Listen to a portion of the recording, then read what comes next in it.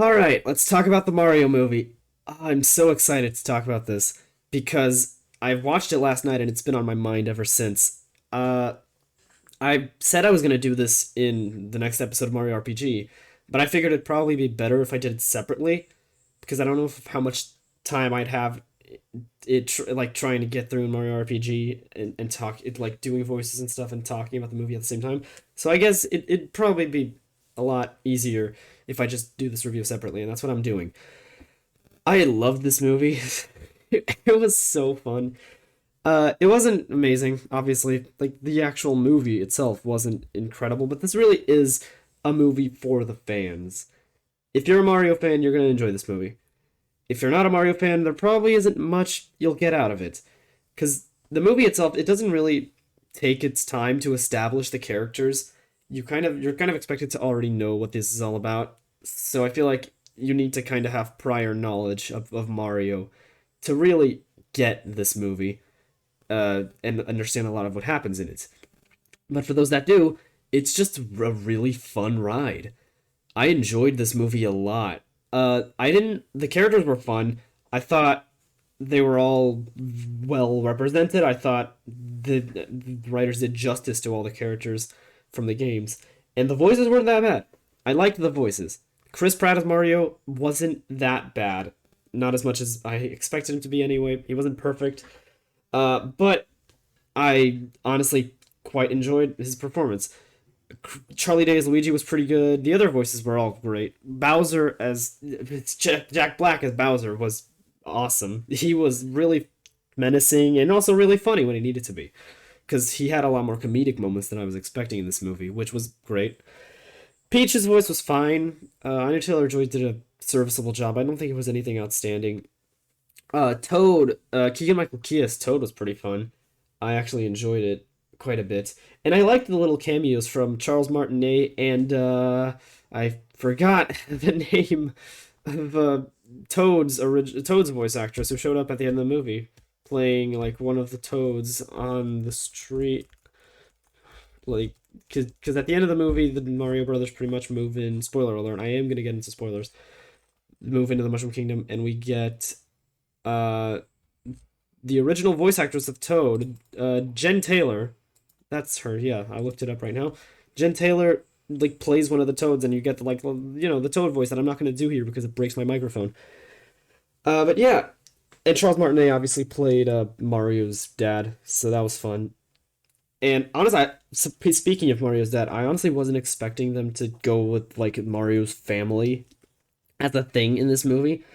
I was expecting it to be just like the dad, just either if they were gonna have family, I was expecting it to be just the dad because Mario's dad is Jumpman. I honestly, they actually made Mario's dad look exactly like Jumpman, and he's playing Donkey Kong on the arcade. I like it when movies do this, but it also feels a bit weird because Donkey Kong is a character in this movie, so having and Cranky Kong is a character in this movie, so having Jumpman playing Donkey Kong on the arcade feels kind of weird, but you know it's a little Easter egg. It's pretty fun. And speaking of Easter eggs, man, this movie had plenty. I pretty much had my eyes fixed on the background for a lot of the movie just to see if I could find the little details. For example, in Mario and Luigi's house, they have plenty of Nintendo memorabilia. Mario has like an ice climbers poster in his room, and he also has he there's a scene where he literally plays Kid Icarus on the NES just because. And the restaurant that they go to, called Punch Out Pizzeria, has like little paintings of all the boxers from Punch Out in it, and also a little portrait of the training scene with Doc Lewis and Little Mac from the original NES game. Again, I just thought these little background details were really cool. And also Mario has an R-wing from Star Fox on top of his TV. But I'm surprised there. I was surprised with how deep they went with some of the references, like the polar bear from Ice Climbers. Man. Uh, but yeah, pretty much. The story was very basic in this movie, and I think that's fine because the movie itself was just enjoyable throughout. Basically, like the Mario Brothers, Mario and Luigi, they open a plumbing service. They're really unpopular. Nobody likes them. They're basically treated like a joke because, and their family doesn't. Their father specifically doesn't. Well, not the father, the uncle, I guess. The father too, I guess. Yeah, they don't really respect them because they don't think they're doing the right. They don't think they're making a smart call and like leaving Spike's business. And Spike is really antagonistic towards them as well at the start. He's in this movie, which is awesome. I like Spike. I like seeing obscure characters show up. And yeah, he's pretty much antagonistic to them, and he like treats them like everyone treats them like a joke. So they eventually find the warp pipe to the Mushroom Kingdom, and they get separated because Mario gets to Mushroom Kingdom and Luigi ends up in Bowser's castle. And he gets there's this really like surprisingly ominous scene of Luigi getting chased around by dry bones, which I wasn't expecting. How since when are dry bones so like I guess not terrifying because I wasn't scared, but like it was kind of it was kind of tense. The scene, the dry bones really managed to impress me there. But yeah, one thing I wasn't expecting was that they go through the motions of this movie really quick. Like a lot of the shots you saw in the trailer, like are exactly like there's specifically the shots of like Bob-on Battlefield to Serena and them walking through that bridge with the Cheap Cheeps. That scene plays out exactly the same in the movie. They breeze past that whole adventuring bit. And I mean, it works to the movie's benefit. I feel like this movie's runtime could have been a bit longer. I honestly think this movie could have benefited from being just a bit longer. They could have had time for a couple more stuff, but I think they did well with what they had. And yeah, no, they breeze past like the whole scene of Mario, Peach, and Toad walking through the different places to get to Bowser's Kingdom, and they pretty much, I mean, Donkey Kong's Kingdom, and they pretty much just get to DK's place immediately, and they meet Cranky. I liked seeing Cranky. I thought he was fine. I liked his voice performance. I honestly didn't. I heard some people think it was annoying. I wasn't. I didn't mind it. I thought Cranky's voice was fine. I liked. I was surprised by Cranky's dynamic with Donkey Kong. I wasn't expecting there to be anything like, father son like issues there. But yeah, I did like what they did with that, and I like Donkey Kong in this movie. He was very entertaining. He pretty much was just like, he was standard, but like he was fun. I liked his jokes weren't that bad. The whole "it's on like Donkey Kong" thing wasn't that bad either. It was only it's one line, really doesn't add much, but doesn't subtract much either. Uh, I'm surprised by how much copyrighted music they used in this movie. I didn't mind most of it. Most of it. Because a lot of people, I remember going into this movie, some people were complaining that they used copyrighted music, and I was dreading it, like, oh boy, here we go. But they used it. A lot of the tracks weren't used that badly. For example, in Mario's training session, when Mario is trying to do the obstacle course and stuff, they play "I Need a Hero" by Bonnie Tyler. That song slaps, so I honestly don't mind that they used that song there because that song's just great.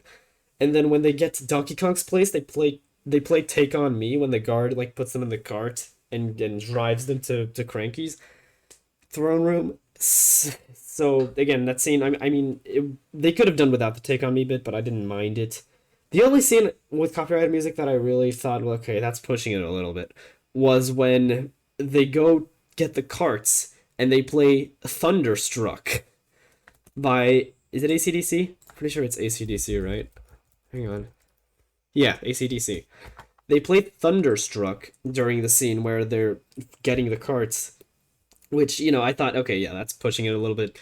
That's you could do without that song in there. But otherwise, the music in this movie is amazing. This movie has such a good score, the soundtrack, the way they incorporate the classic Mario tunes into a movie soundtrack with like at the perfect moments. Every time something happens like, in this movie, like every time you see an iconic set piece and every time you see something recognizable from the Mario games in this movie, they make sure to play accurate music to the thing that's happening.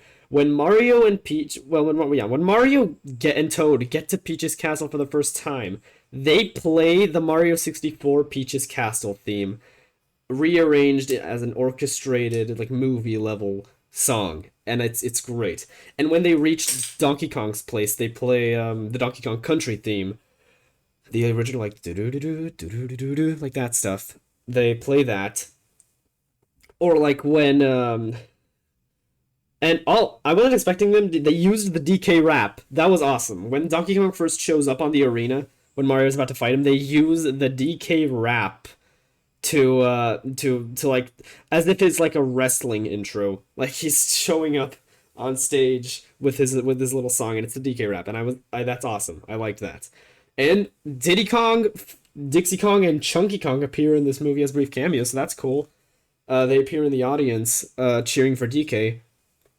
Speaking of which, that entire battle scene wasn't it didn't go the way I was expecting it to go. Because I thought it was just gonna be Mario getting his butt kicked. Honestly, I thought Mario was gonna lose that battle from what I saw in the trailers. But no, Mario actually manages to win the battle, and it feels earned. Because yeah, Mario, as we saw in the trailers, Mario does get thrown around a lot for the majority of the battle until he gets the cat power up, and manages to stand a chance.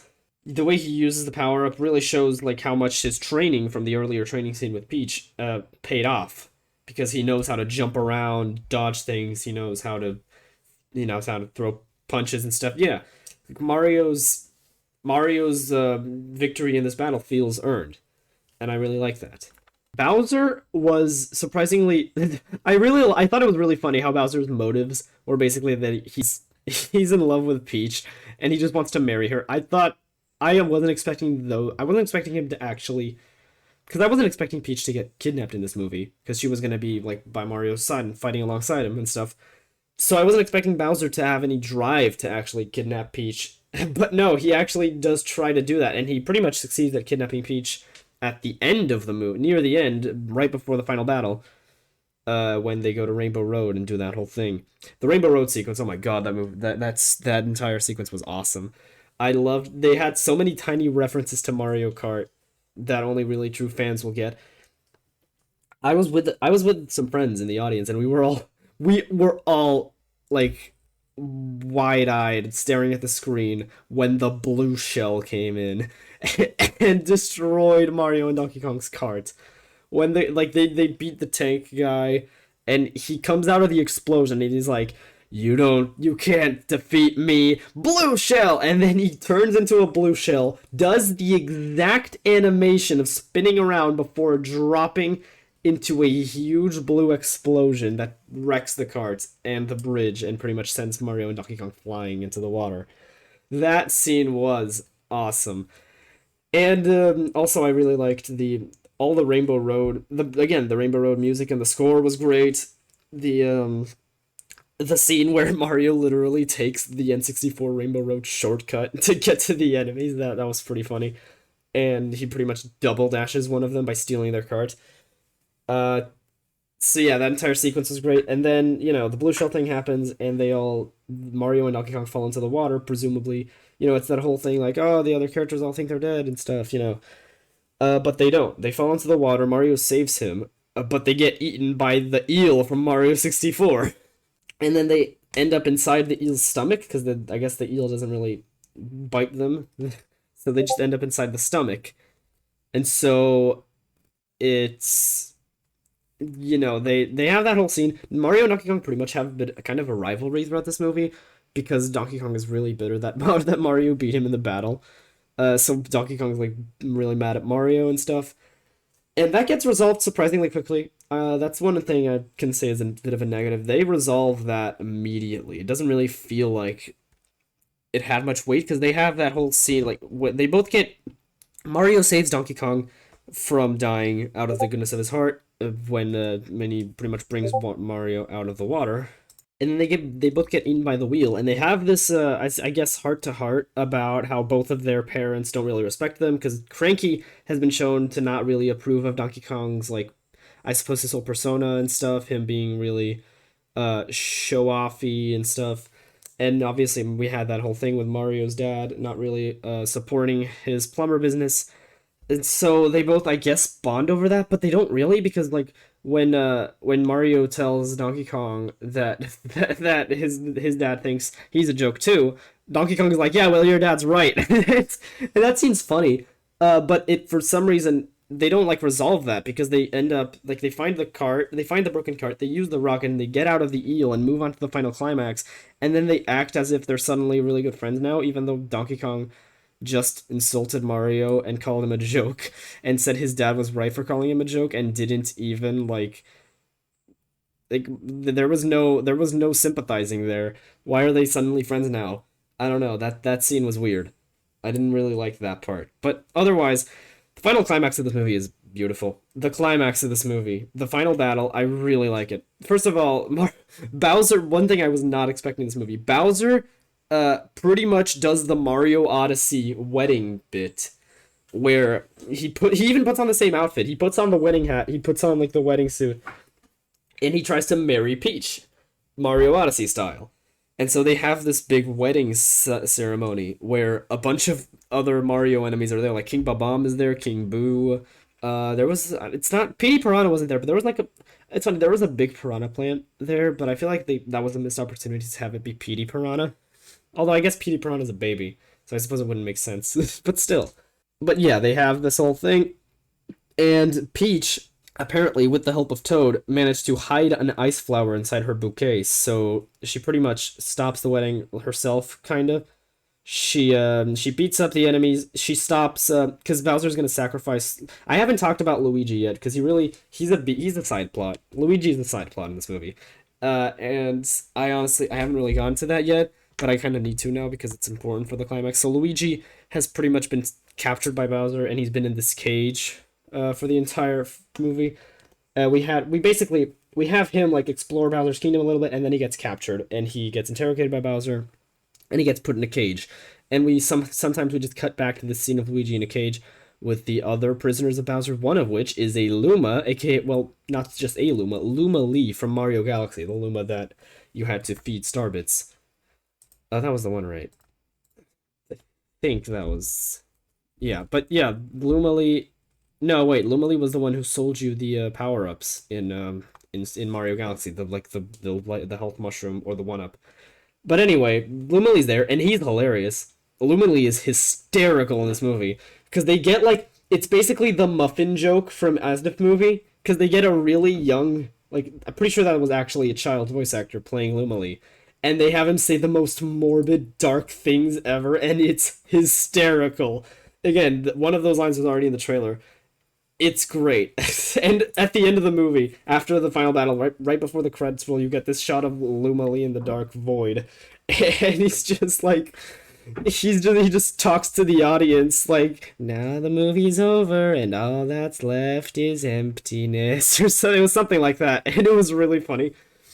And when like and basically, yeah, they're in the cages, and Bowser's gonna sacrifice them all in order to honor Peach, I guess, or whatever.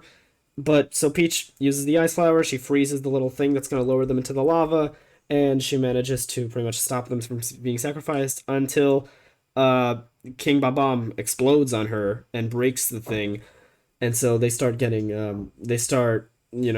lowered down to the lava again. But then Donkey Kong comes in and stops it, brings them back up. And Mario comes and saves Luigi, and it's a really nice scene. Mario with the Tanuki power up. The power ups in this movie were incorporated really well. I like the idea that Mario doesn't like mushrooms. I thought that was really funny at first, and that he just learns to like mushrooms over the course of this movie because he has to come in contact with them so much. That's pretty creative. Um, the mini mushroom was used in the Donkey Kong battle. I didn't mention that. That was one of the few that and the ice flower were the only two power ups that weren't shown in the trailer. The mini I wasn't. It was a very pleasant surprise to see the mini mushroom. And the ice flower too, but the mini mushroom is much more special to me. So but yeah, basically, Mario comes in with the Tanuki power up, saves Luigi, and we go again onto the final climax. Bowser pretty much launches the nuke Banzai Bill into the Mushroom Kingdom, which Mario manages to stop by pretty much Iron Manning it and directing it like Iron Man in the Avengers by directing the big missile into the warp pipe and throwing it out into the void, basically, like what Iron Man did in Avengers. And it pretty much, the missile blows up in the void, and it causes this huge explosion in the like portal pipe network or whatever. And then a bunch of elements from the Mushroom Kingdom get sucked into Brooklyn. Like Bowser's cast, you see this shot of Brooklyn, and then things start suddenly blowing up, and Bowser's castle ends up in Brooklyn, and all the characters end up back in Brooklyn.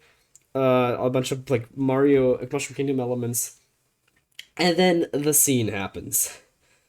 The scene that I've been waiting this entire review to talk about, the final battle against Bowser with the Superstar, because Mario and Luigi, because Bowser has had like the Power Star, um, this entire time, pretty much. So he hasn't used it yet because he's wanted to wait for Peach. Obviously, he's been waiting for Peach to marry him, and then they can use it together. But because obviously Peach doesn't marry him, he loses the Power Star when the big explosion happens. So the Power Star ends up on the floor, and Mario and Luigi rush to grab it. And they have this really cool scene where like Mario's rushing to grab the Power Star, Bowser shoots fire at him, Luigi protects him by like picking up a sewage sewer lid, and stopping the fire. And he repeats the line from the beginning of the movie of like, hey, as long as we're together we can do anything, or we can, yeah, nothing can beat us if we're together. That was the line, I think. Hurt us.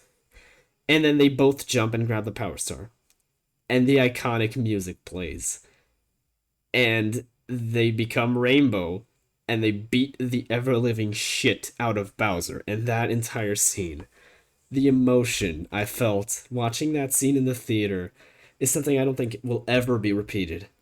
I was living. That was like, I think that's the closest I've ever been to just pure euphoria in my life. I where like no, where like nothing could interrupt that unfiltered happiness I was feeling right there in that scene. I was coughing up. I didn't cry tears of happiness, but I was coughing up in happiness watching the original music of the original Power Star music play, and watching Mario and Luigi defeat Bowser. I don't know. That scene just really got to me, and I think that's like this movie just really got me in the emotions, and not in a way of like, oh, it was emotional and I cried. No, it got me in the emotions because as a Mario fan, it got into my heart. This movie got in my heart, and just it made me so happy watching this movie. And I think in the end that's really what it's all about. Because yeah, the movie isn't perfect, obviously it has some issues, but it was just such a love letter to Mario and his fans. It was, again, if you're a Mario fan, watch this movie. Watch it. You will not regret it. The amount of little references, there's a lot in this movie that I haven't even talked about, because there's just so much, like so many little Easter eggs and references as well that I just haven't mentioned. So yeah, I definitely recommend you watch this movie. I've been at this for, oh my god, it's been 20 minutes. Oh man, I can't believe I managed to get 20 whole minutes out of this. But yeah, see you all. The Mario RPG video will be released later today. So yeah, see you all later. Bye bye.